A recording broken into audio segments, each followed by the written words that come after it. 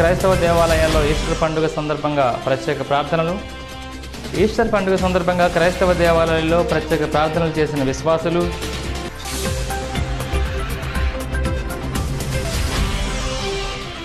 ఇటీవల గెలుపొందిన ఉపాధ్యాయ ఎమ్మెల్సీ రాము సూర్యారావుకు ZP boys high స్కూల్లో అభినందన సభ.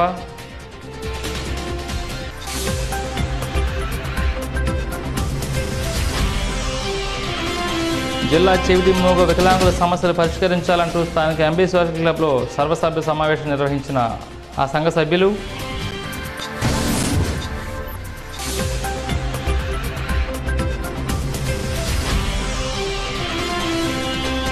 జంగారెడ్డి గరుడపక్షి నగర్లో మహిళ అనుమానాస్పద స్థితిలో మృతి. కేసు దర్యాప్తు చేస్తున్న పోలీసులు.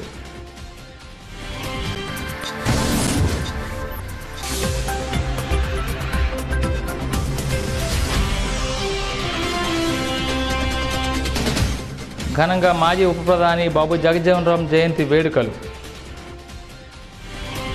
భారత మాజీ ఉప ప్రధాని బాబు జగజ్జీవన్ రామ్ జయంతి కార్యక్రమాలు స్థానిక ఏలూరు రోడ్లో ఉన్న జగజ్జీవన్ రామ్ విగ్రహం వద్ద జరిగాయి.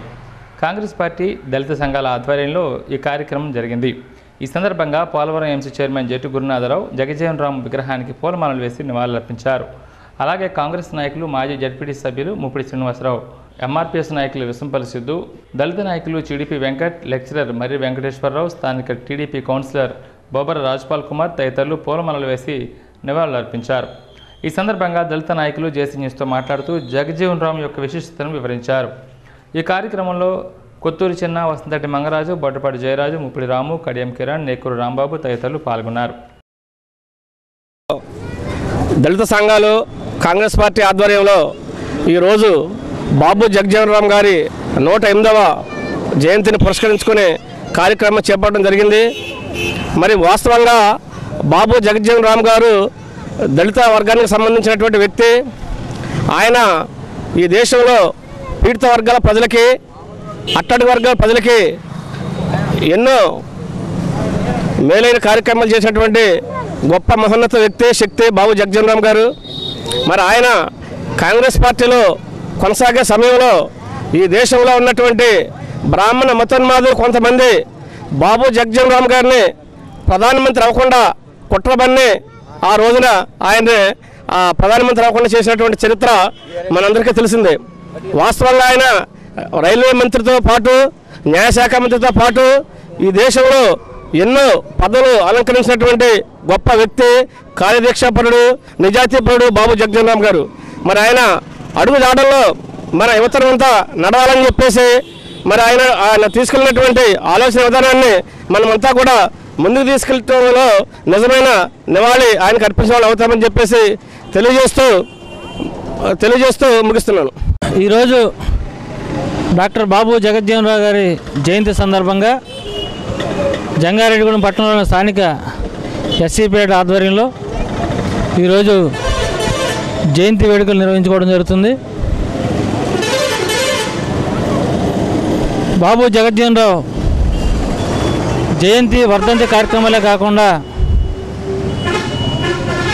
జగజ్జీవన్ రామ్ గారు జాతికి చేసిన మేలుల్ని, అలాగే ఈ భారతదేశం ఈ రోజున ఆహార భద్రతతో పాటు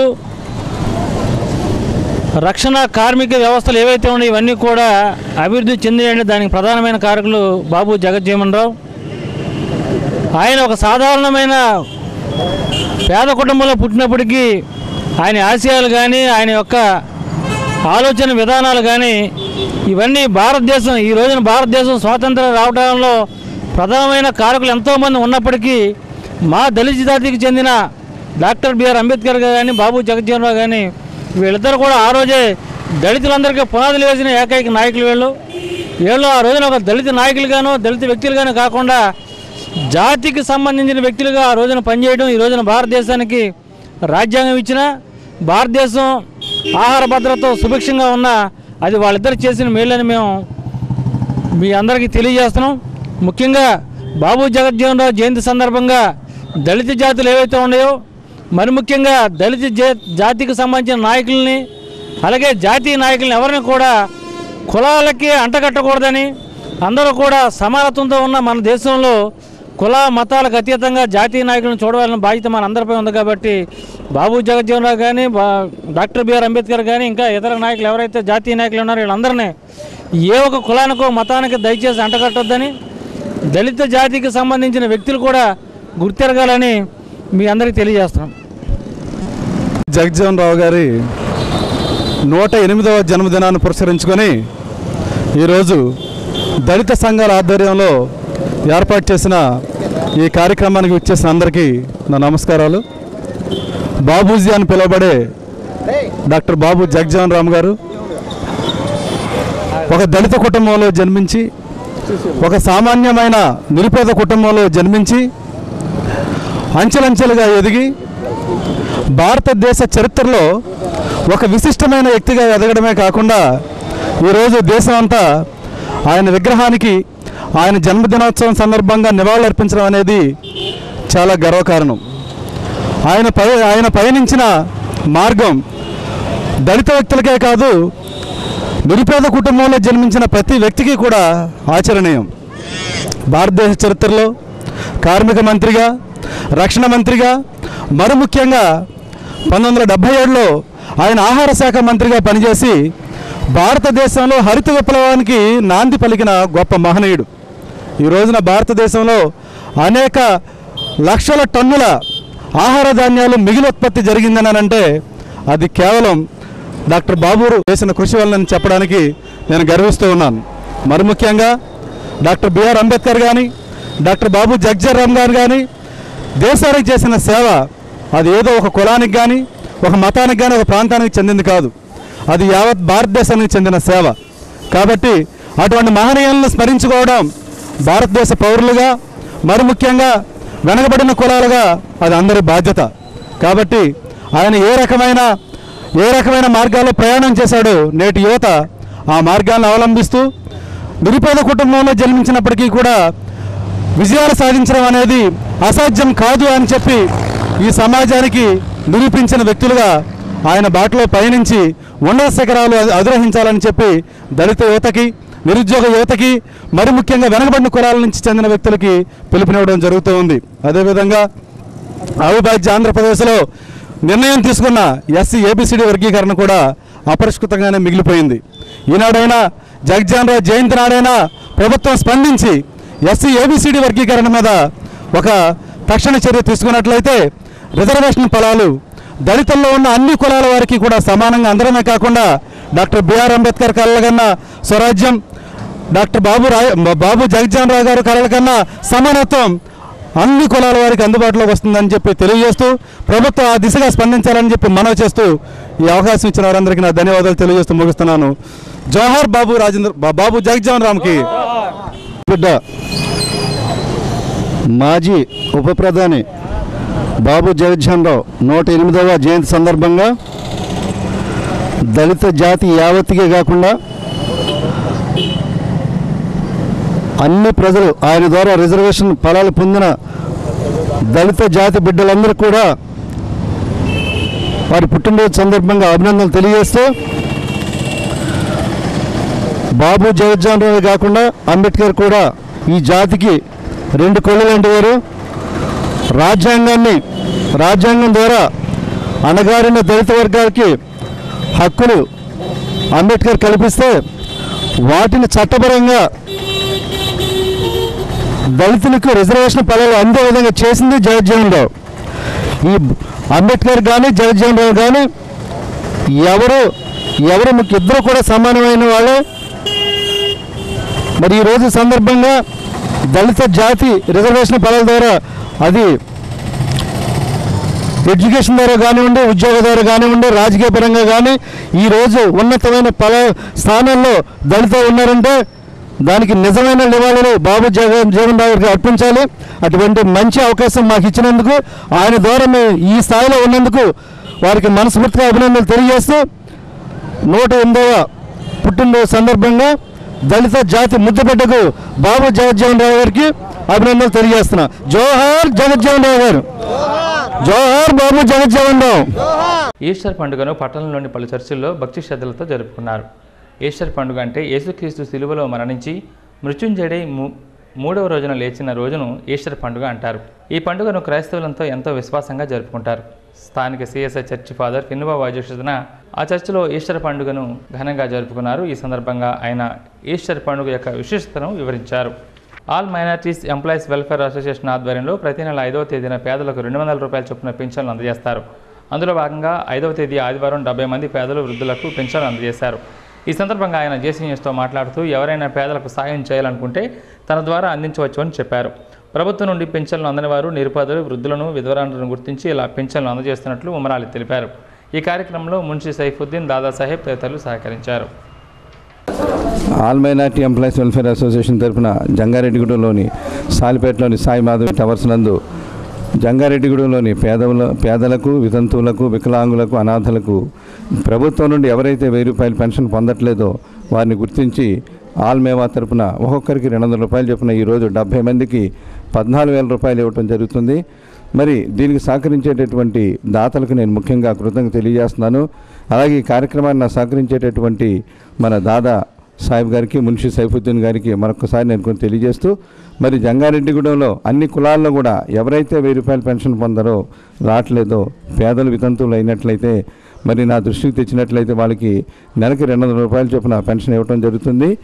మరి నా యొక్క చిరునామా, నా సెల్ నెంబర్ కూడా మీకు తెలియజేయడం జరుగుతుంది.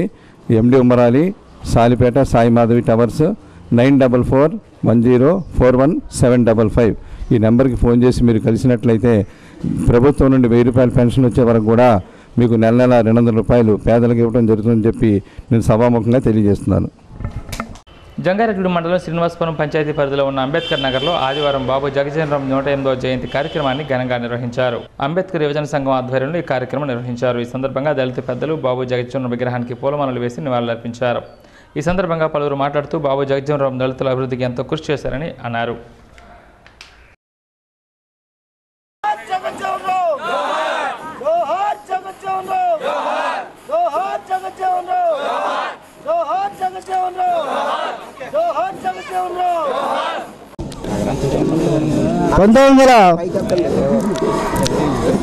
ఎందులో జన్మించారు జగజ్జీవన్ రావు గారు. దళితుల కోసం అనేక కష్టపడ్డారు ఈ జగజ్జీవన్ రావు గారు. దళితుల్లో ఫస్ట్ క్యాబినెట్ మినిస్టర్గా చేసిన ఘనత, ఏకైక ఘనత మన జగజ్జీవన్ రావు గారు దక్కింది. ఆ రోజుల్లో జగజ్జీవన్ రావు గారు దళితుల కోసం అనేక పోరాటాలు చేశారు. ఆ పోరాట ఫలితమే జగజ్జీవన్ రావు గారికి ప్రధానమంత్రి అవకాశం వచ్చింది. ఒక దళితుడు ప్రధానమంత్రి అవటం ఎందుకని చెప్పి ఆనాడు అగ్రకులాల వారు గాంధీ అయితేనే, నెహ్రూ గారు అయితేనే వీళ్ళంతా దళితుల్ని అణగతొక్కాలనే దృక్పథంతో మన జగజ్జీవన్ రావు గారిని తొక్కడం జరిగింది. ఆ రోజు నుంచి ఈ రోజు వరకు దళితుల కోసం పోరాడిన వ్యక్తి, ఏకైక వ్యక్తి మన బాబు జగజ్జీవన్ రావు గారు. ఆయన 108వ పుట్టినరోజు వేడుకలు మన అంబేద్కర్ యువజన సంఘం వారు ఆయన పుట్టినరోజుని ఘనంగా జరుపుకుంటాం మనకి ఆనందదాయకం. ఇటువంటి పుట్టినరోజులు ఎన్నెన్నో జరుపుకోవాలని మన జగజ్జీవన్ రావు గారు ఆదర్శం తీసుకోవాలని మన అంబేద్కర్ యువజన సంఘం నాయకుల్ని కోరడం జరిగింది. శ్రీనివాసపురం గ్రామంలో ఈరోజు బాబు జగజ్జీవన్ రావు గారి పుట్టినరోజు వేడుకలు అంబేద్కర్ యూత్ వారు అందరూ చేయుచున్నాము. ఈ జగజ్జీవన్ రావు గారు 1908లో బీహార్లో పుట్టి ఉన్నారు. ఈయన ఒక దళిత కుటుంబానికి చెందిన ఈయన దళితుల కోసం ఎన్నో పోరాటాలు, ఎన్నో ఉద్యమాలు చేసి దళితులు కూడా మంచి ఒక పొజిషన్లో ఉండాలని, ప్రతి ఒక్కరికి ఒక మార్గదర్శకంగా ఉండాలని ఈయన ఆ కాలంలోనే ఎంతో కష్టపడి దళితులకు కూడా ఒక మంచి గుర్తింపుని తీసుకొచ్చిన ఏకైక వ్యక్తి మన జగజ్జీవన్ రామ్ గారు.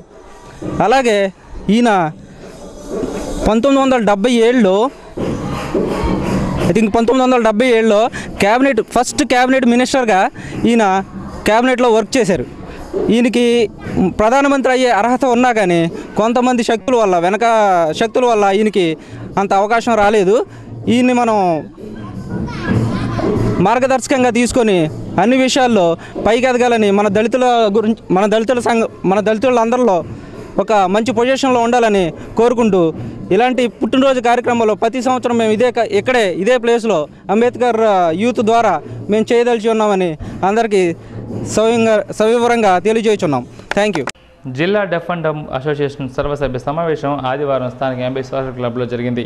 ఈ సమావేశంలో పలు విషయాలపై చర్చించుకున్నారు. 2007 బ్యాక్లాగ్ పోస్టుల భర్తీ విషయంలో అన్యాయం జరిగిందని, వారిలో నకిలీ బదుళ్లకు పోస్టులు మంజూరు చేశారని, వెంటనే వారిని తొలగించి అర్హులైన వారికి మంజూరు చేయాలని డిమాండ్ చేశారు. అయితే మోగా చెవిటి అయిన మహిళను వివాహమాడి ఆమె వద్ద నుండి సైన్ లాంగ్వేజ్ నేర్చుకుని జిల్లా డెఫ్ అండ్ డమ్ అసోసియేషన్కు తన వాయిస్ సపోర్ట్ ఇస్తూ వారి సమస్యలను అధికారుల ప్రజాప్రతినిధుల దృష్టికి తీసుకువెళ్తూ తన వంతు కృషి చేస్తున్నారు.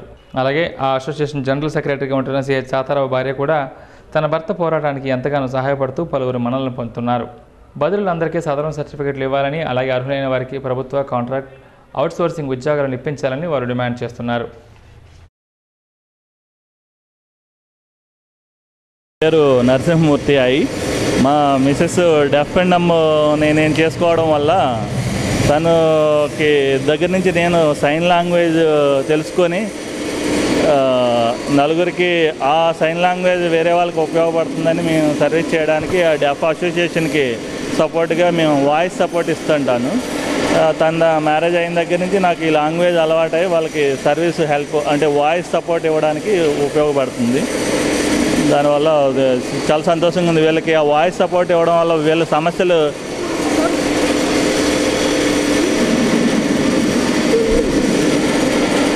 అదే జాబ్స్ వాటిల్లో ఈ విషయాల్లో అన్నిటిలో కూడా హెల్ప్ చేయడానికి అసోసియేషన్ హెల్ప్ చేస్తుంటే మా వారు కూడా వీళ్ళకి సపోర్ట్గా అన్ని విషయాలు తెలియపరచడానికి, బయట వాళ్ళ పేరెంట్స్ని కూడా అవేర్నెస్ చేయడానికి వాటికి ఉపయోగపడుతుందని చెప్పమని చెప్తున్నారు. అది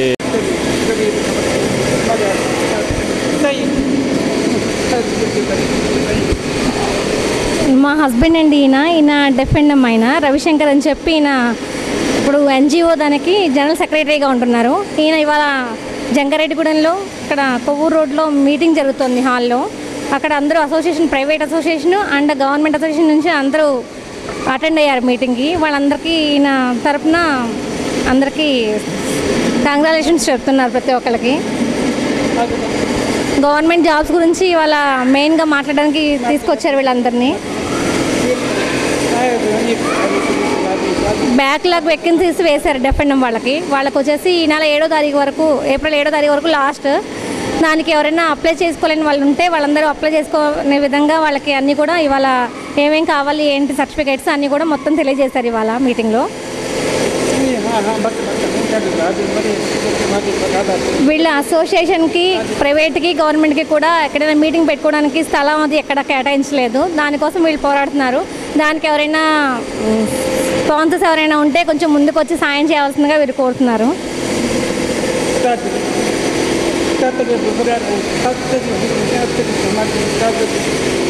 డెఫ్ అండ్ డమ్ వాళ్ళకి ఇప్పుడు వచ్చి అవేర్నెస్ ఒకటి తెలియట్లేదండి. వాళ్ళకి వచ్చేసి ప్రతి ఒక్కళ్ళు జాబ్కి వెళ్ళేటప్పటికి సదరన్ సర్టిఫికేట్ కంపల్సరీ అని చెప్పి వాళ్ళు అక్కడ అబ్జెక్షన్ పెడుతున్నారు. కాబట్టి ప్రతి ఒక్కళ్ళు కూడా ఎక్కడ గవర్నమెంట్ హాస్పిటల్ ఉంటే అక్కడికి వెళ్ళి గురువారం ఇస్తారు ప్రత్యేకంగా, అక్కడికి వెళ్ళి సదరన్ సర్టిఫికేట్ తీసుకోవాల్సిందిగా, దానివల్లే వాళ్ళకి జాబ్స్ ఇస్తారని చెప్తున్నారండి. ప్రత్యేకంగా తీసుకోవాలని చెప్తున్నారు. హస్బెండ్ తరఫున నేను సైన్ లాంగ్వేజ్ ఒకటి నేర్చుకుని వీళ్ళకి హెల్ప్ చేయడానికి వస్తున్నాను. థ్యాంక్స్ అండి. ఆంధ్రప్రదేశ్ ప్రభుత్వం ఆధ్వర్యంలో స్మార్ట్ గ్రామాలు, స్మార్ట్ వార్డులు అనే పేరుతో కళాజాత ప్రదర్శనలు పట్టణంలో నిర్వహిస్తున్నారు. దీనిలో భాగంగా స్థానిక గంగానంగూడి సెంటర్లో కళాకారుడు ఎల్ఆర్ కృష్ణబాబు కళాజాత బృందం అనేక ప్రభుత్వ కార్యక్రమాల గురించి వివరించింది. ఈ కార్యక్రమాన్ని నగర పంచాయత్ చైర్పర్సన్ బంగారు సోలక్ష్మి, టీడీపీ నాయకులు రాజన పండు, కొంచోడ రాజేంద్రప్రసాద్ తదితర నాయకులు తిలకించారు. ఈ సందర్భంగా కళాకారులు ఎల్ఆర్ కృష్ణబాబు, టీడీపీ నాయకులు రాజన పండు జేసీ న్యూస్తో మాట్లాడుతూ ప్రభుత్వం ఆధ్వర్యంలో జరుగుతున్న ఈ కార్యక్రమం అభినందనీయమన్నారు. ఈ కార్యక్రమంలో టీడీపీ నాయకులు మందపల్లి లక్ష్మయ్య, పెసరగండి జయరాజు, కోలా శ్రీను, కోఆప్షన్ మెంబర్ తదితరులు పాల్గొన్నారు.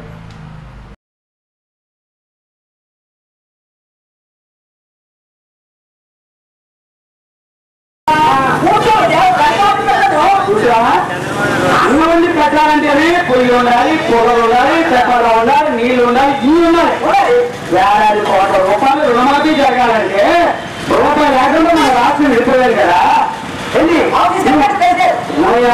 మరి ఒక్కసారే జరగాలంటే జరగదు. మన పరిశ్రమలో ప్రకటించారు ఉన్నాయి కదా. జరుగుతుంది. ఇంకా ఎక్కువ తీసుకున్న వాళ్ళకి 30% రుణమాఫీ జరుగుతుంది.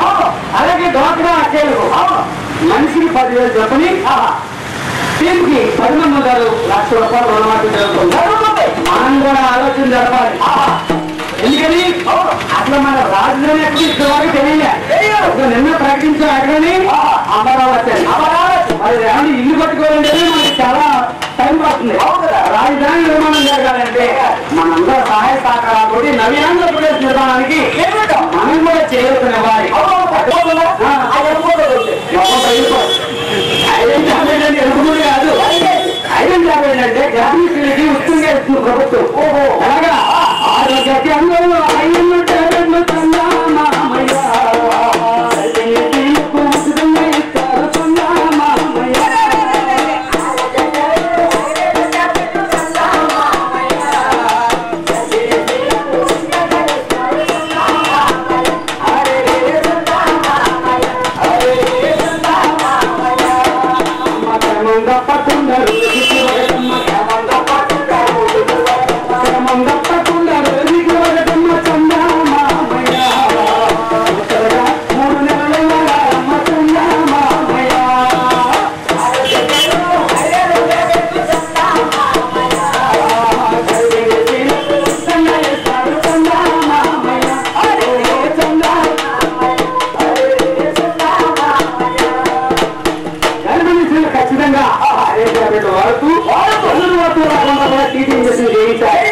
అలాగే గర్భవతులు ఖచ్చితంగా ప్రాథమిక ఆరోగ్య కేంద్రంలోనే ప్రసవం జరగాలి.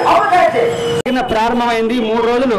జిల్లా కలెక్టర్ గారు మరి మన జిల్లా పరిషత్ 3 రోజులు ట్రైనింగ్ ఇచ్చి ముఖ్యంగా ఈ కళాజాత ప్రదర్శనలు మొత్తం మన జిల్లాలో 40 బృందాలు బయలుదేరి తిరుగుతున్నాయండి.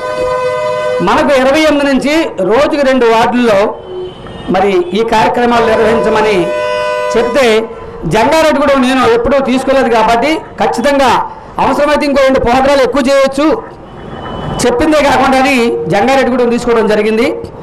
అయితే 1, 2 జరిగాక 3, 4 మధ్యలో బ్రేక్ వచ్చింది. ఆ రోజు సీఎం గారు ప్రోగ్రాం పట్టిసీమ పంపించారు. ఇందులో ముఖ్యమైన విషయం ఏంటంటే స్మార్ట్ వార్డు, స్మార్ట్ విలేజ్. మనది స్మార్ట్ వార్డు అంటే ప్రతి వార్డుని కూడా తీర్చిదిద్దాలి అంటే మరి ఎన్ఆర్ఐలు ఇతర దేశాల్లో బలపడి ఆర్థికంగా పుంజుకున్న వాళ్ళు మన వార్డుల్ని దత్తత తీసుకోవాలని, అలాగే ఎంప్లాయీస్ పెద్ద ఉద్యోగస్తులు, అలాగే మన గ్రామాల్లో ఉన్నటువంటి వార్డుల్లో ఉన్నటువంటి కొద్దిగా ధనికులు ఎవరైనా ఉండి ఈ వార్డుల్ని దత్తత తీసుకొని స్మార్ట్ వార్డులుగా తీర్చిదిద్దాలని మన గౌరవ ముఖ్యమంత్రి నారా చంద్రబాబు నాయుడు గారు అలాగే మన జిల్లా కలెక్టర్ గారు కూడా మరి ఆదేశాలు ఇవ్వడం జరిగింది. ఇది రేపు 10 రోజులు 20 వార్డుల్ని మా కళాజాత బృందాన్ని ఇవ్వడం జరిగింది. తర్వాత బొటాయిగూడెం మండలం ముంజులూరు, కోరుసువారిగూడెం ఆ గ్రామాలకు వెళ్ళి మళ్ళీ ఈ కళా ప్రదర్శన చేయాలి. ఇందులో ముఖ్యంగా ఏంటంటే వ్యక్తిగత శుభ్రత, పరిసరాల శుభ్రత, అలాగే ఎన్టీఆర్ ఆరోగ్య సేవలు, అదేవిధంగా ఇది మన zero bank account Jan Dhan మన మోడీ గారు పిలుపునందుకొని చాలామంది అమాయకంగా ఖాతాలు అయితే పెట్టేస్తున్నారు, అందులో డబ్బులే ఇట్లే.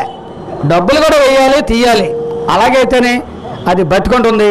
తర్వాత దానికి ఇన్సూరెన్స్ కూడా ఉంది ₹1,00,000. ఇవన్నీ అలాగే ఎస్సీ ఎస్టీ సప్లాన్ గతంలో 1974, 75, 78, 79లో ఈ ఎస్సీ ఎస్టీ సప్లాన్కి కొన్ని నిధులు కేటాయించారు.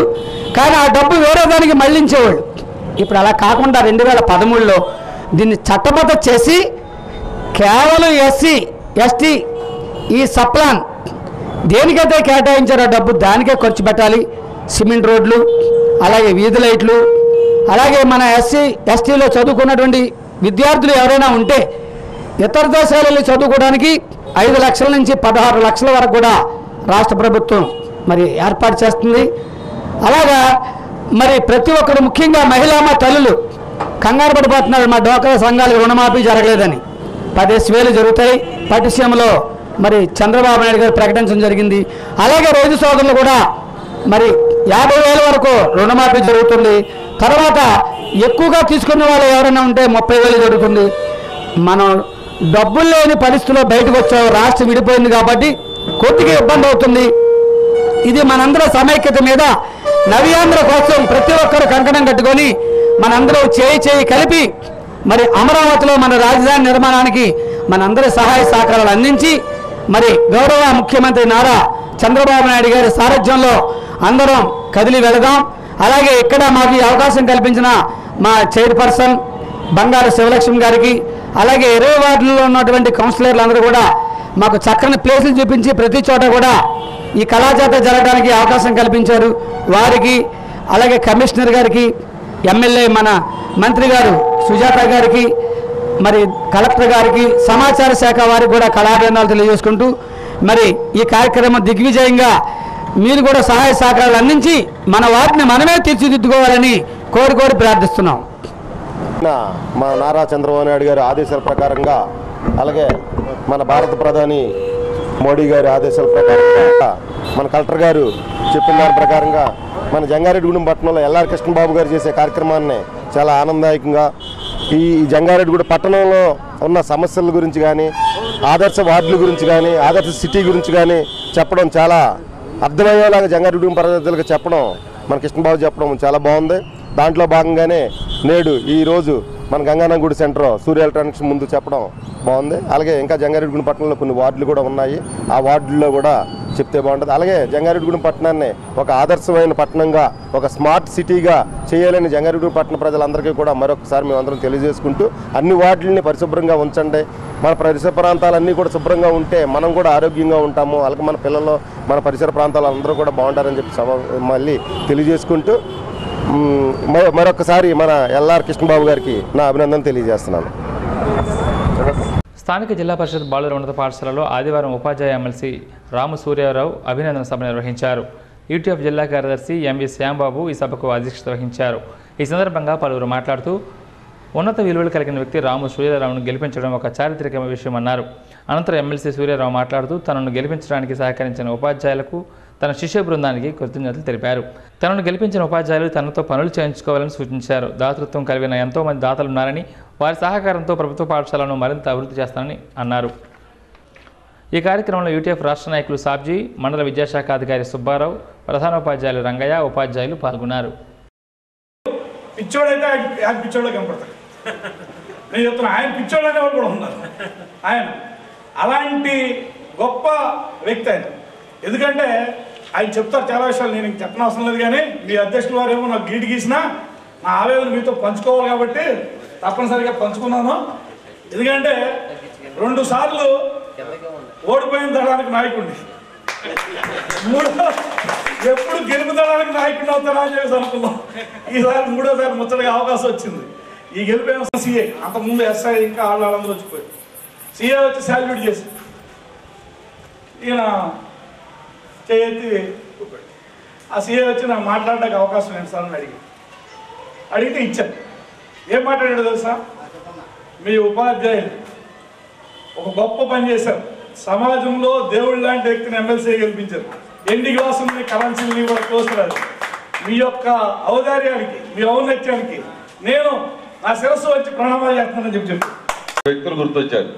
భూమిని అమ్మి విద్యారంగానికి దానం చేసిన వ్యక్తుల్లో టాల్స్టాయ్ చాలా ఒక మంచి వ్యక్తి.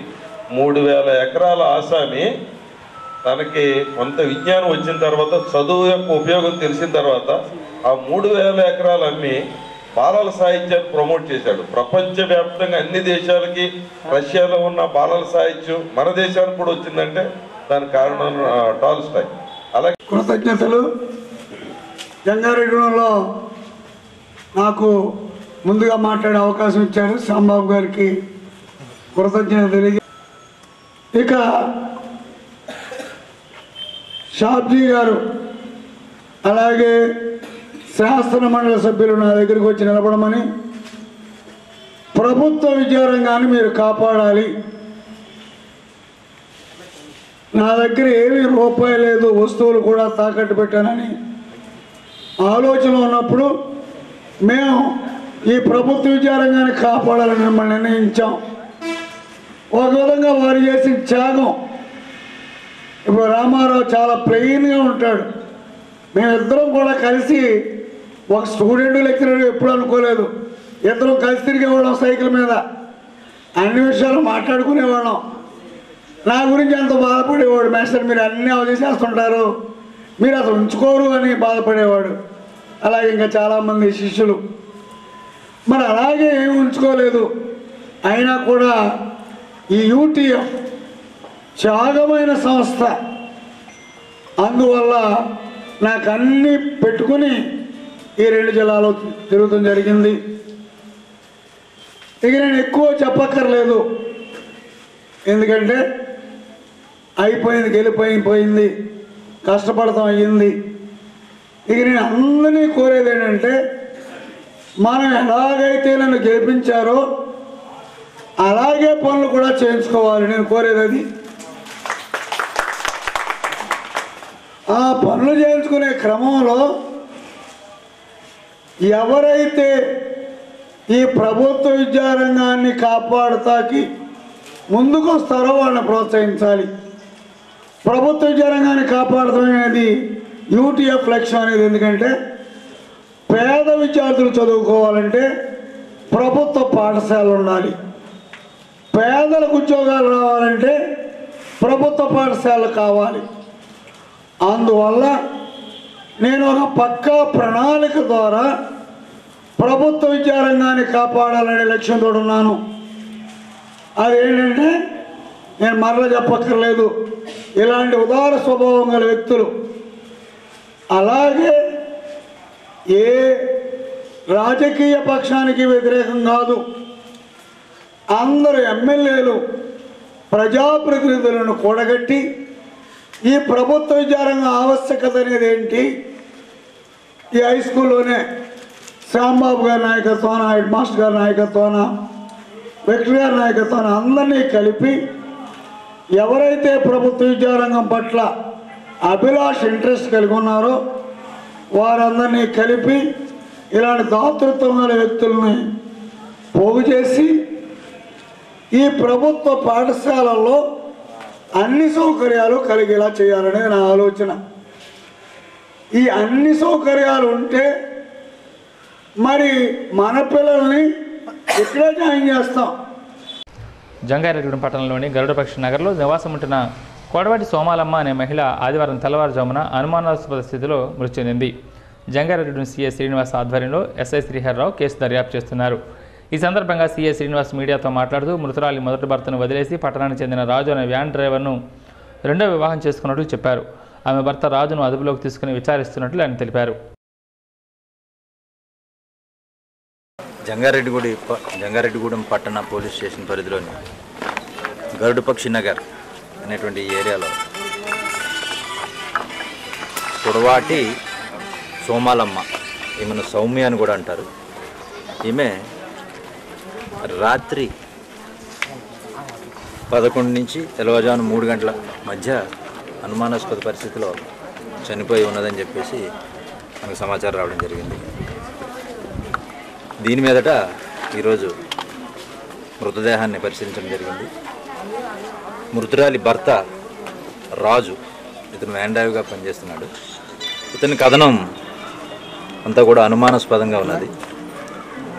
మృతదేహాన్ని తహసీల్దార్ గారి సమక్షంలో శవ పరీక్ష నిర్వహించి అనంతరం సరైన మరణ కారణం గురించి గవర్నమెంట్ ఆసుపత్రికి పంపించడం జరుగుతుంది. ఆసుపత్రి వారు ఇచ్చినటువంటి నివేదికను మరియు మృతురాలి తల్లిదండ్రులు, బంధువులు మరియు మాకు ఇక్కడ నేరస్థలంలో లభించినటువంటి సాక్ష్యాధారాల ప్రకారం తదుపరిగా విచారణ చేయడం జరుగుతుంది. ఏదేమైనప్పటికీ మృతురాలి బంధువులు మృతురాలి భర్త మీద అనుమానం వ్యక్తపరుస్తున్నారు. ఆ దిశగా కూడా మేము విచారణ చేపడతాం. ఇప్పటి వరకు మృతదేహాన్ని పరిశీలించిన దాని మీద లభించిన ఆధారాల ప్రకారం పైకి కనిపించేటువంటి ఎటువంటి గాయములు కూడా లేవు. సో ఫస్ట్ భర్త, సెకండ్ భర్త సార్ అనుమానం? ప్రస్తుతం ఇతను రెండవ భర్త.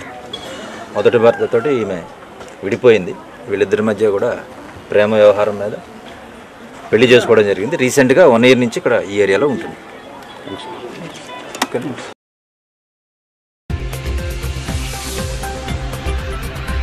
ఘనంగా క్రైస్తవ దేవాలయాల్లో ఈస్టర్ పండుగ సందర్భంగా ప్రత్యేక ప్రార్థనలు. ఈస్టర్ పండుగ సందర్భంగా క్రైస్తవ దేవాలయాల్లో ప్రత్యేక ప్రార్థనలు చేసిన విశ్వాసులు.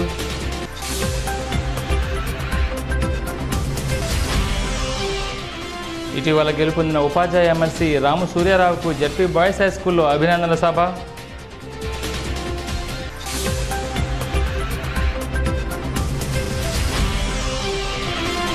జిల్లా చెవిటి మూగ వికలాంగుల సమస్యలు పరిష్కరించాలంటూ స్థానిక ఎంబీ సోషల్ క్లబ్లో సర్వసభ్య సమావేశం నిర్వహించిన ఆ సంఘ సభ్యులు.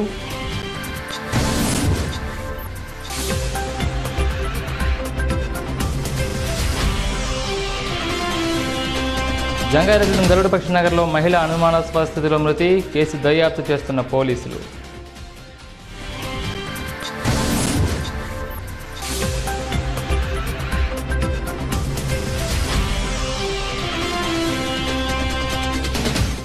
ఘనంగా మాజీ ఉప ప్రధాని బాబు జగజ్జీవన్ రామ్ జయంతి వేడుకలు.